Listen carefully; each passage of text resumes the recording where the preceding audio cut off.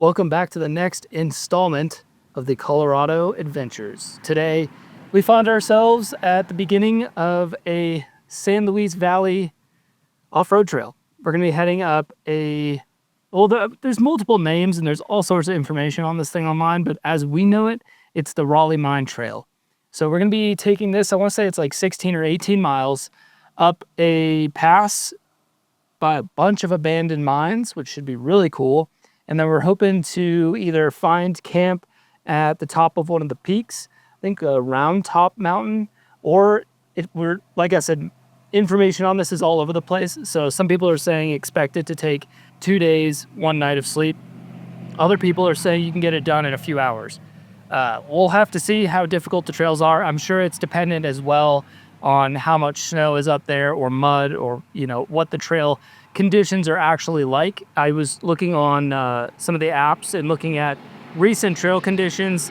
There weren't any for this year, but this time in the years past, people have said that there's deep snow. So I know this year was a little bit lighter for weather for Colorado in this winter. So not expecting to stumble on any snow, but it would surely slow us down a little bit. We just tell the people where we just finished up at. We were at Twin Lakes. We went there for 1 night. It was beautiful. We started yesterday morning in Gunnison, Colorado. Then drove to Twin Lakes, did some fishing. I caught my first fish on my fly rod with a fly that I tied. That's really hard to say. So that was really great. It was a rainbow, so we couldn't keep it. And I didn't actually put my hands on it, so we couldn't have kept it anyways. But, You had it 5 feet out of the water. It was it was literally right here, and I went to grab it, and it just... Yeah.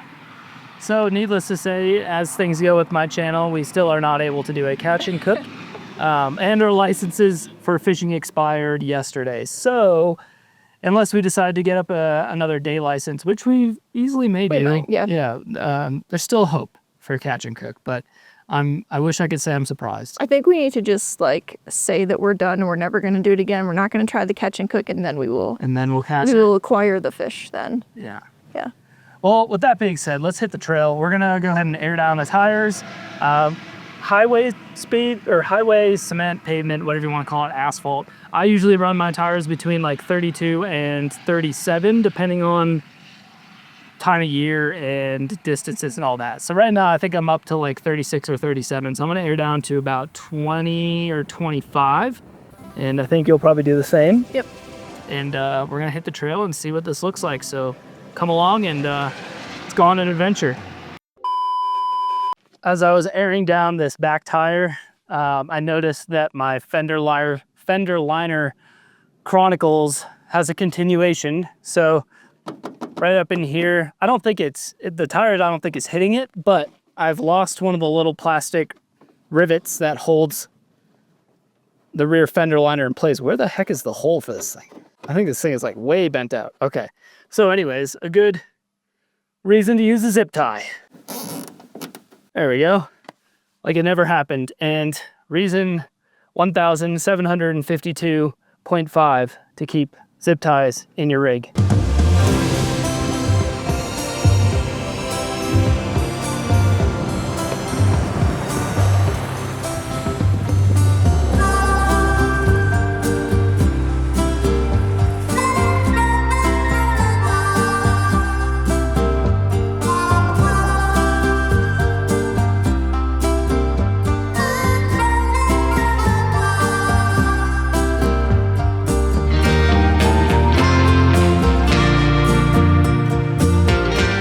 It's always fun to play a little game of how far can you go in two-wheel drive. So I'm gonna stick with it, and then if and when it becomes tough enough, drop it into 4 high, and then if we need to, 4 low. But I always like to see how capable the truck is just in two-wheel drive with aired down tires. It gets over most obstacles. If it gets usually actually the toughest part is the gearing with the manual transmission in 2 high. If you're going uphill and it's pretty steep, it's hard to maintain either first gear or second gear if it's too steep. Anyways, 4 low is a little bit easier to moderate your throttle without having to go up a gear.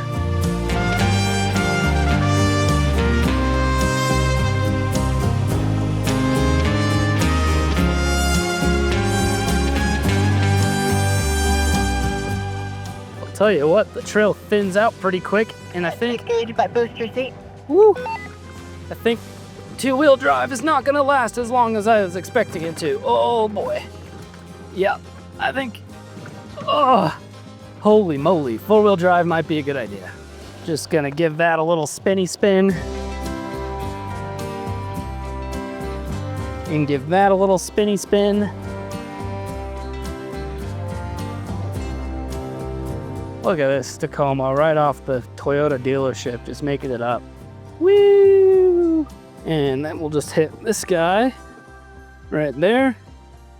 And now we should have no problem. I was just having to go too fast in two-wheel drive to not stall out, basically. And I don't want to be going super fast over these rocks because I don't want to puncture a tire. So I will quickly lose that two-wheel drive game and happily take a slower roll in four low.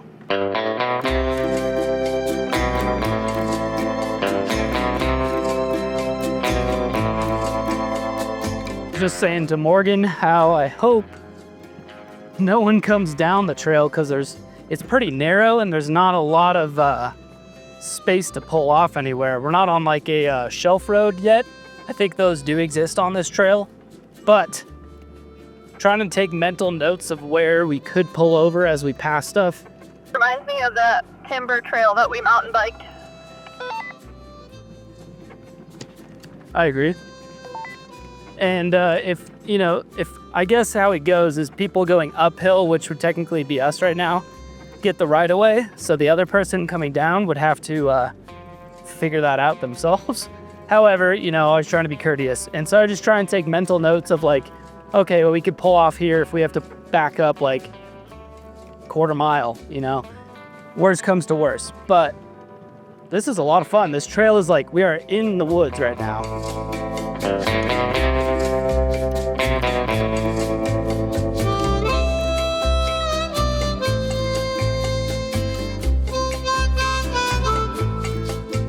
Taking a bit of a pause. I think we're maybe 2/3 of the way up to, I think it's called the Round Rock or Round Mountain or Round Mountain Rock, something along those lines. Round Rock Mountain, maybe. Anyways, Morgan. 2,000 feet of elevation already. If you didn't hear that, we've gained 2,000 feet of elevation, and Morgan's gonna send up the drone, so cue up the drone footage.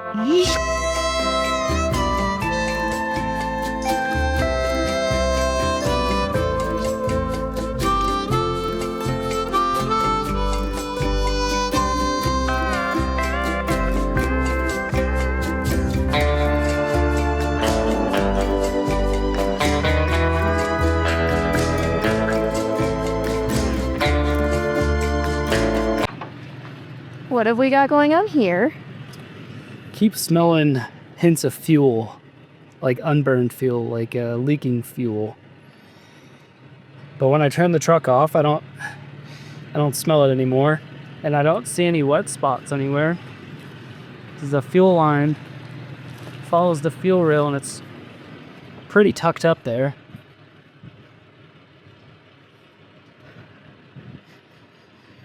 I don't smell anything. I didn't smell anything when I was under the back end either. And I can't smell you when I'm driving, my window's down. I mean, it may just be from, I'm just totally spitballing, but maybe being in four low in first gear, just kind of rolling at high revs for so long. So, we're in the middle of a fire ban, and I don't want to be the guy that, I don't want my truck to burn down, and I don't want to be responsible for a forest fire. So, I mean, this is the second or third time I pulled over and checked it. I don't smell anything. I don't see any wet spots anywhere. So, and then to top it all off, I keep hearing this weird clunking noise. So, when we get to the top, I want to grab my wrenches and check the U-bolts on the leaf packs. So, it's going great. I mean, all things considered, it is buttoned up. But, kind of excited to get to the top so we can take a good hard look at it. Just keep on trucking. We're doing great in the 3rd gen. I said we're doing great in the 3rd gen. Yeah, I'm doing great. Hank is in the back seat. Buddy. whew, a little nerve-wracking there. I swear I keep smelling like fuel, and I just stopped on the trail and looked underneath the truck and all the way from the back to the front and the motor. I don't see any wet spots, and I can't really, this altitude. I can't really put my nose to it, so fingers crossed everything is good, but I'll do a better once over on everything, do a nut and bolt check as well when we get to the top here. So hopefully that will be pretty quickly. Well, we just made it to a little pull off here. Old abandoned mining site. First one we've run into on this trail.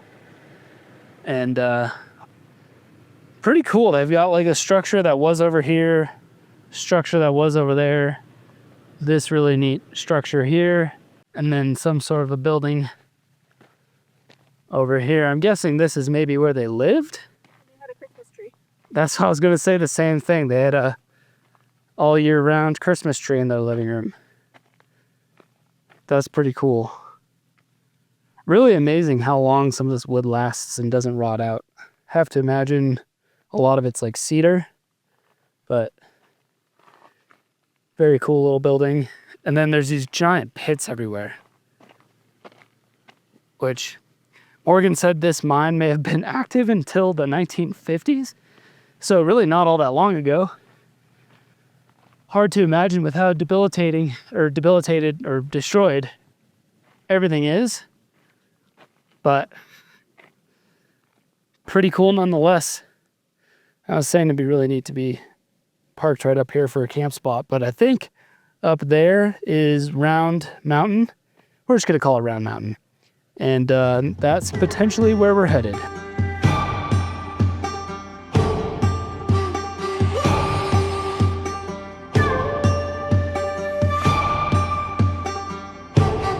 And there you have it, my friends. We have made it to Round Mountain, and we're gonna go up that trail, which looks pretty steep, but should be an epic view.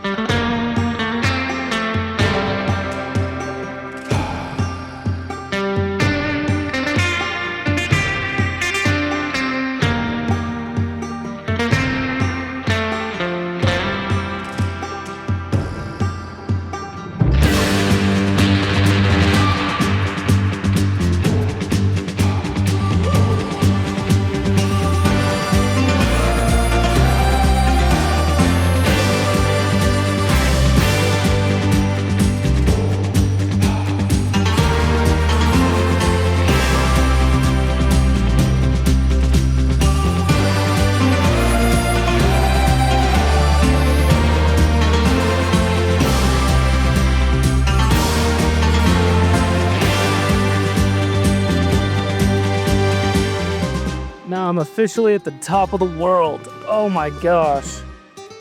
That was insane. Definitely rough getting up here, so I'm gonna go try and spot Morgan because I think her truck may struggle a little bit to get past one section in particular. Wow. Even for low?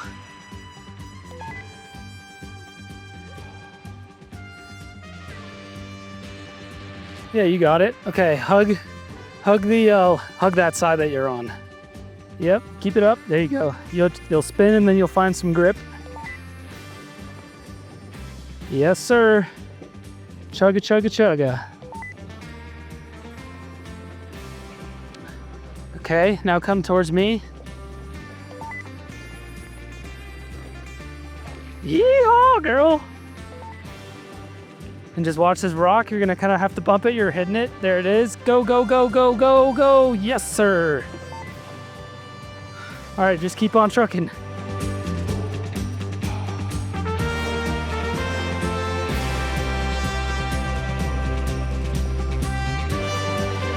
That's it.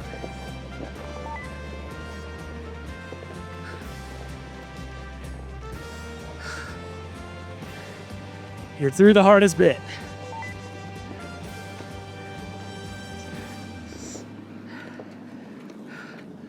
Oh, so proud of her. So proud. I don't know if you guys heard, but she said she didn't want to do it. And there you go. Stock 3rd gen Tacoma, top of Round Mountain. Good driver. Proud of you. My friends, we're at the top of the world. At least that's what it feels like. Morgan made it up. She was both of our trucks. I think mine was jumping around like crazy more than hers was, but that slippery shale, you just gotta kind of stay on it, and you'll slip a lot, but eventually your tires will grab something, and that's exactly what happened. And you just keep chugging along and try and keep easy, consistent throttle, and you end up with great views like this. Absolutely stunning. Look at those rigs. What a couple of rigs. And check this out. There's a U.S. Geological Survey emblem here. Pretty cool.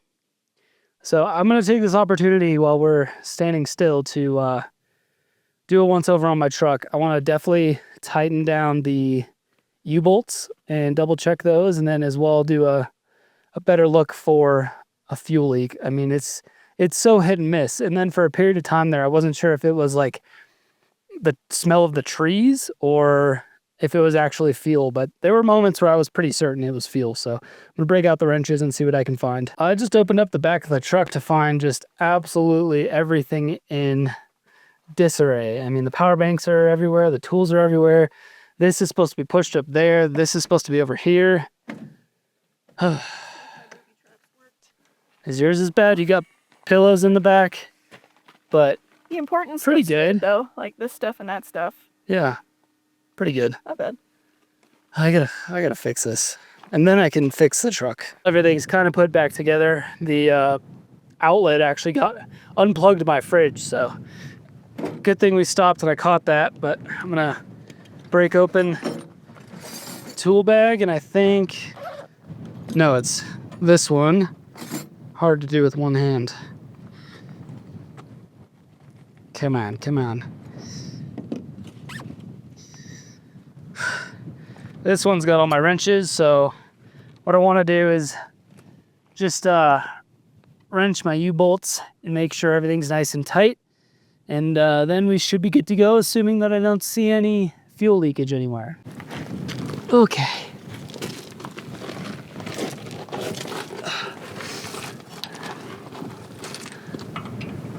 Okay. I feel pretty good about that one.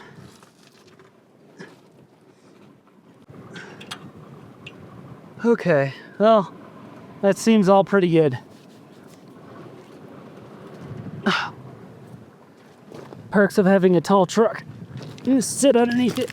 While we're up here at the top of the world, possibly having truck problems, I figured a piece of kit that I haven't really talked about since I've been on the trip. I've talked about how much I love the water container, how much I love the solar setup, and I'm so glad I did that. But another piece of kit that I'm really, really happy I did is this antenna.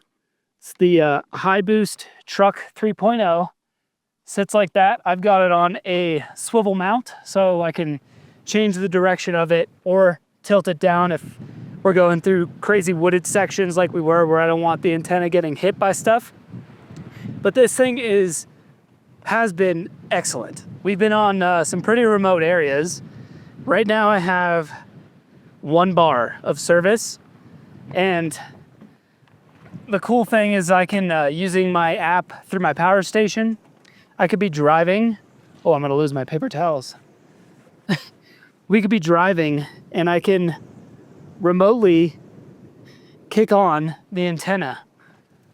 So if I'm like needing to gather directions or anything like that, I can do it while I'm driving, which is really nice. And it doesn't give you cell service where you don't have any, but it does boost it. So actually, let me leave this open.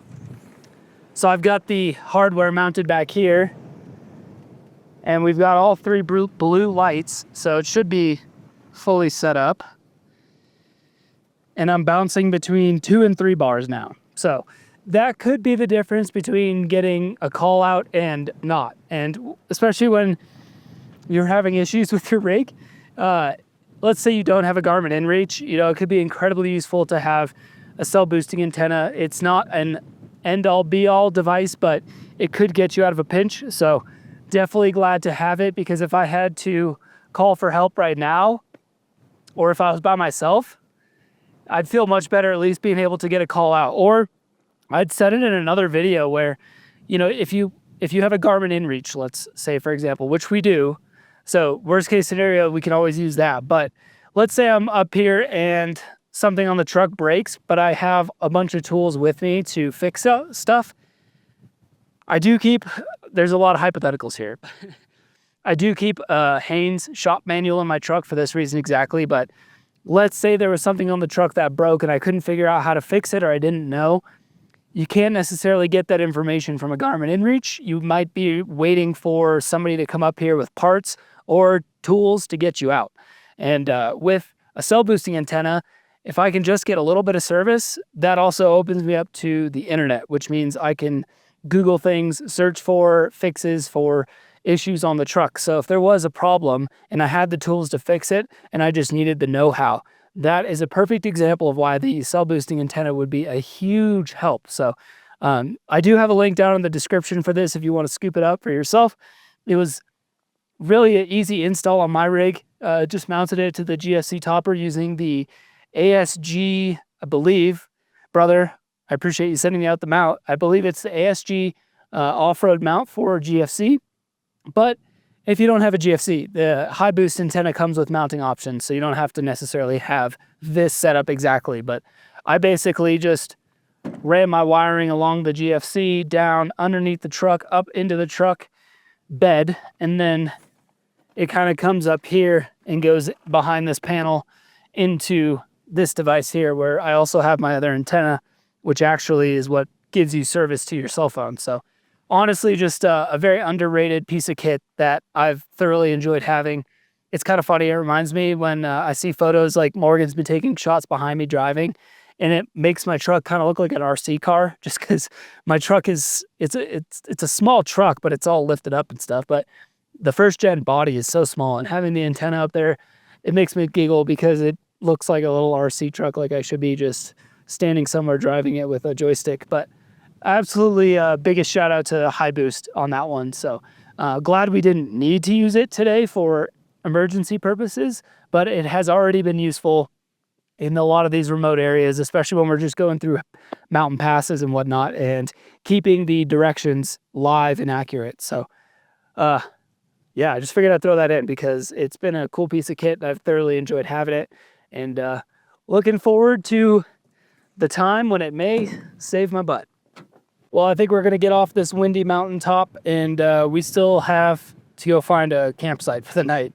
We're definitely doing a primitive, just non-paid campground, but that takes some time to find. However, we have maybe another hour and a half to get off this mountain and then hit the pavement. So are you ready to roll? I'm ready to roll. All right, we're going to get turned around and head back down the sketchy little path. That was pretty sketchy. So we'll keep you guys in tune. Hopefully the truck doesn't break, and we'll see you at the bottom of the mountain.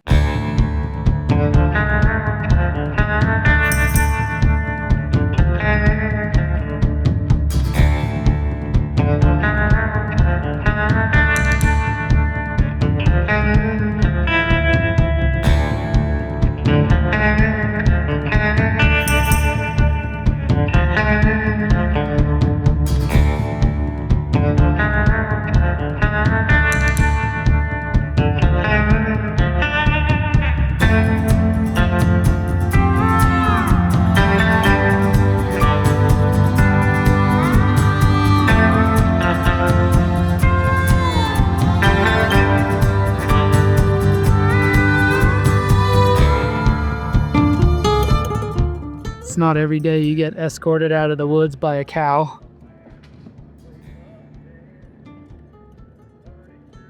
Buddy, can I get by you, please? No, you're just gonna show me the way. Okay. Well, we've made it out of the woods, Look at this view.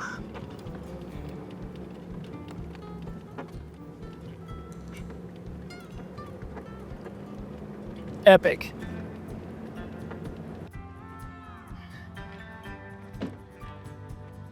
We did it! We did it! We did it! Woo! That was cool as heck. 4.5 hours.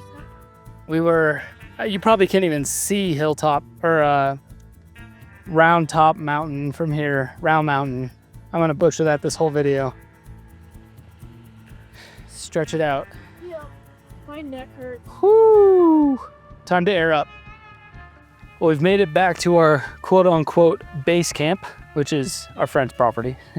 They have about 40 acres of property here in south central Colorado and borders and is surrounded by BLM land. So really just a beautiful spot. But wanted to give you guys an update. I have supposedly or possibly sourced the fuel smell that I was having.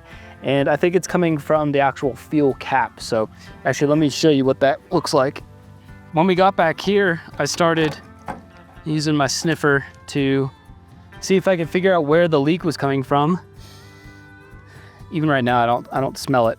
But I feel like I sourced it from this general area. And obviously the fuel tank is right down here. So I wasn't sure if it was coming from the tank, if there was a leaky line, or basically this truck was on a 3-inch body lift when I bought it probably 5 years ago.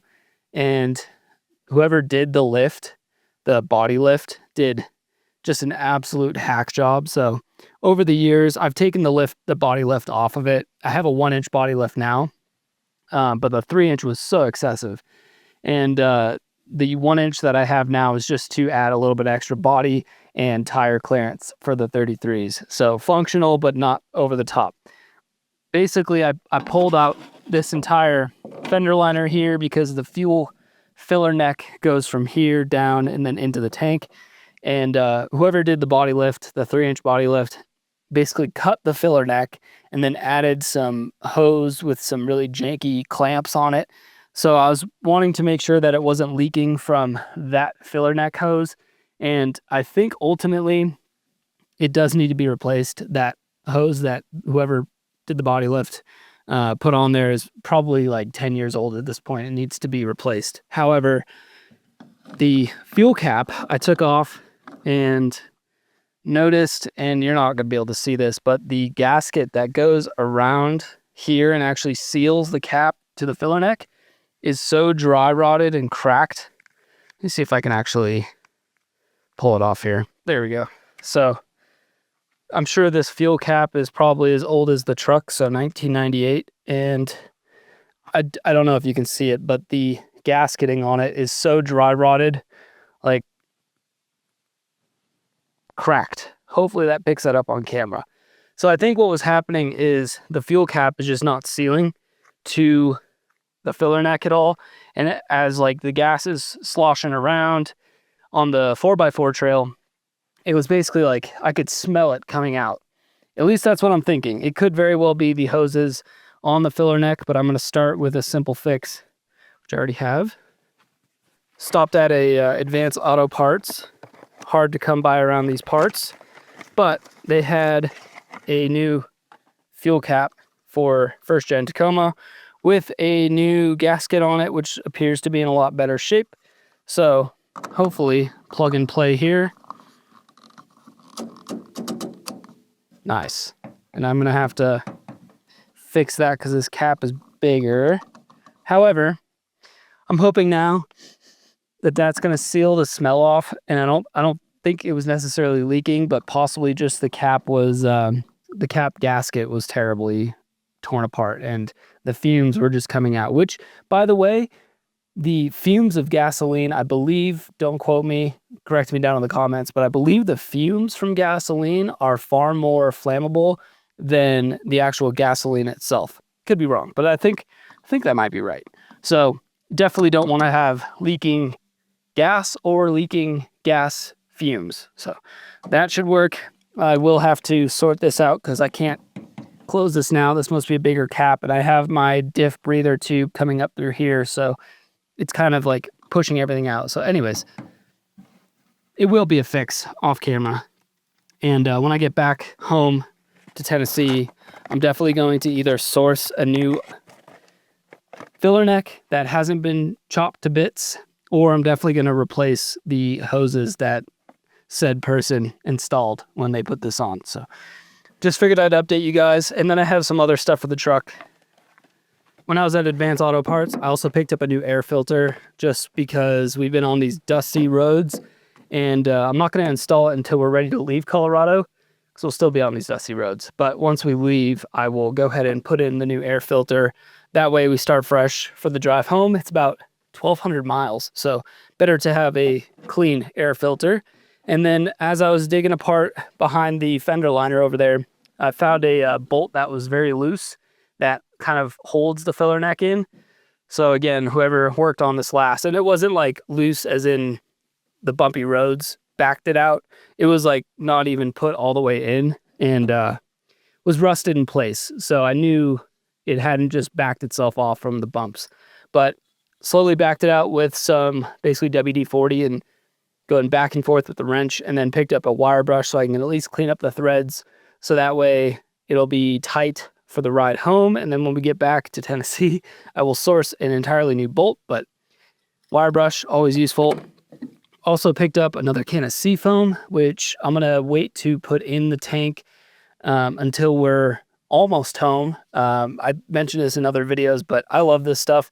I put about, well, you got to read the directions, but it's basically an ounce of seafoam for every liter or ounce of oil that goes in your crankcase when you do an oil change. So it ends up being like 4 or 5 ounces of seafoam that I pour into the motor. And then I put the rest of this in the fuel tank, which does 2 things: cleans the fuel, all the way through the injectors and everything. And then also running it in the crankcase, in the engine itself for about 300 miles just before an oil change, which I'll do when we get back. Helps clean up any deposits in the motor. And so far, I've loved using this stuff. It cleans the places that I can't reach. And then I've been using a ton of windshield washer fluid since being out here, killing a lot of bugs and a lot of dust flying around. So got some goodies, and definitely wanted to reiterate how important it is to bring tools with you.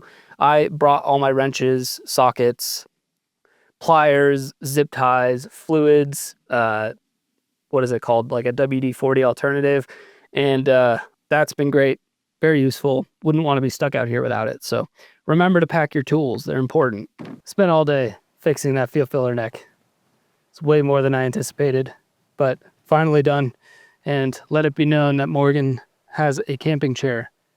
And I do, and it's larger than yours. And it sits up higher off the ground than yours. What are we saying about size? Nothing. I'm just saying that the internet hated that I wanted to sit on a stool. And I would just like everyone to know that, one, he did offer me his chair and to get mine and set it up. And I was like, I actually wanted to sit on the ground. And I'm like, nah, it's fine. I'll do the stool instead. Heard it here first. Also in the comments, you guys have been enjoying the beer reviews. So after getting my fingernails and hands filthy and working on that stupid hose on the filler neck all day, bringing you a beer review by Breckenridge Brewery. We have the Soft Lush, and wait, what is the name of it? Juice Drop. Juice Drop Hazy IPA. I'm already comfortable, so I'm not going to get up to show you an up close, but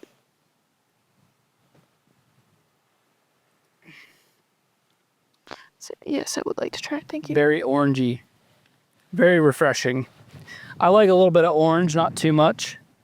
And I was actually laughing at one of your guys' comments in the last video about not always doing IPAs. And I hear you, man. Every brewery just seems to hone in on IPAs. That's all they have, yeah. Yeah, and this at the local store here, IPAs was about it, or Coors Light. And your boy's not about to drink water. So here's what we got. And anyways, I was laughing because your comment, you were saying that flowers are meant for girls and women and not inside of your beer. So just got a good laugh out of that. Do you want to talk about Raleigh Mine?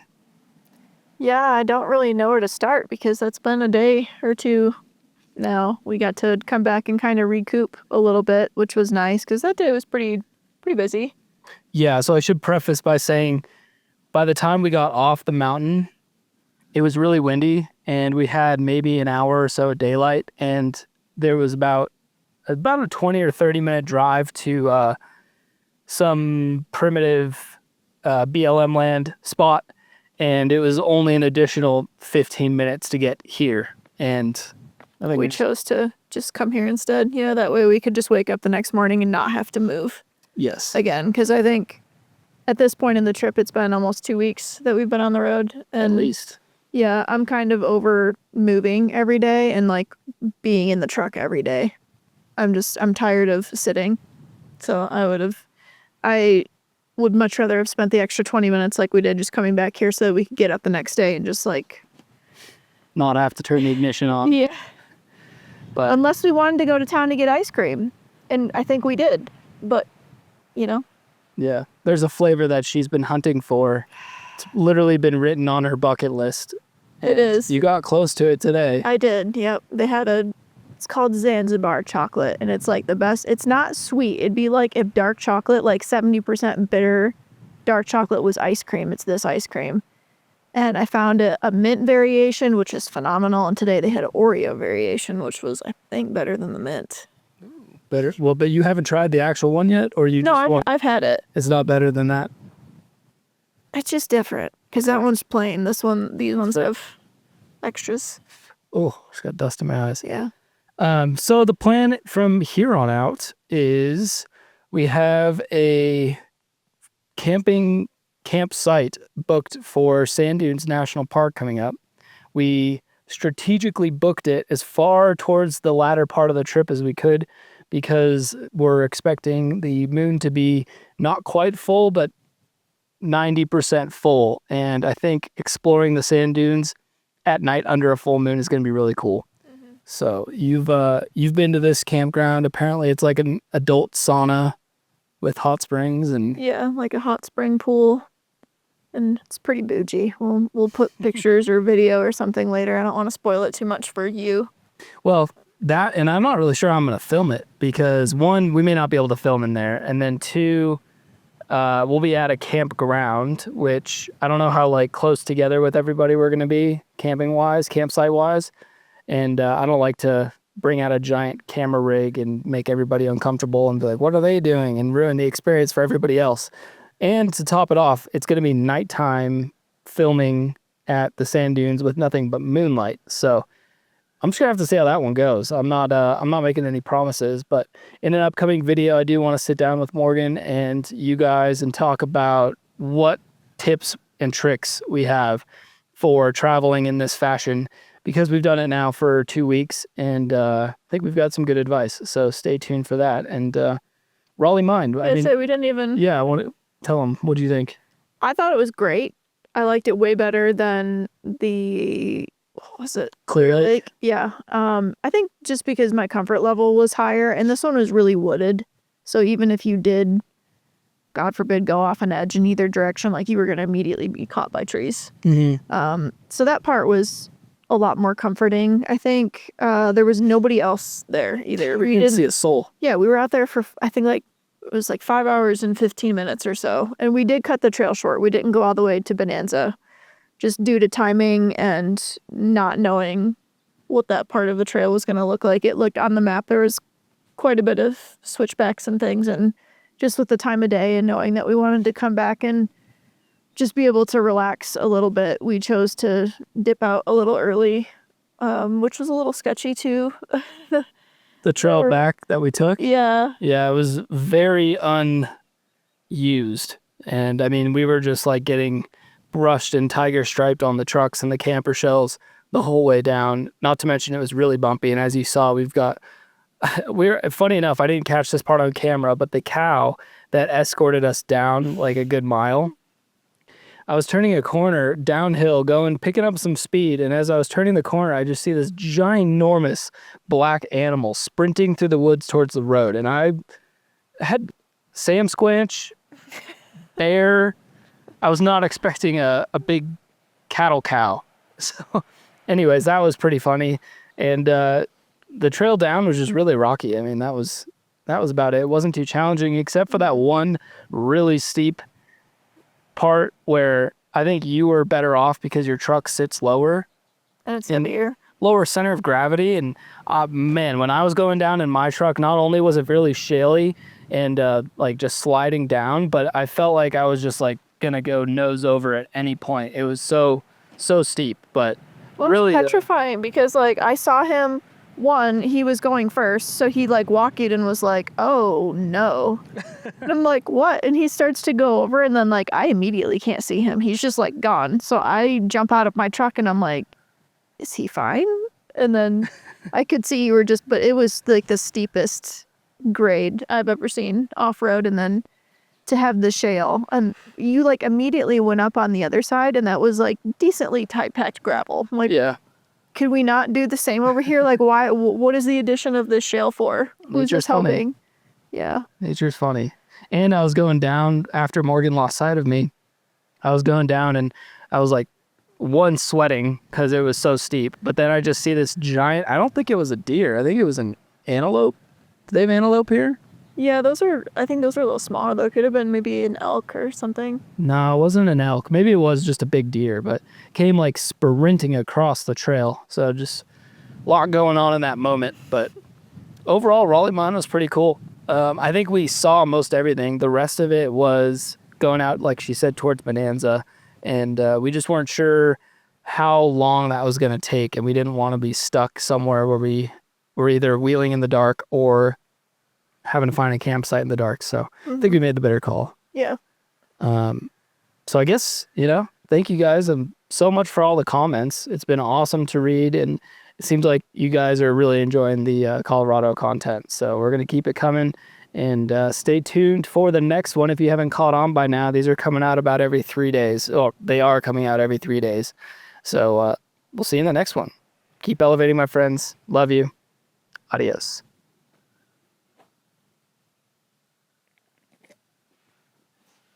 One more for good luck. One more for good luck. Looks like we're going to get a storm. You still do have your soju in there too. Shh, don't tell. We're still recording. Bye.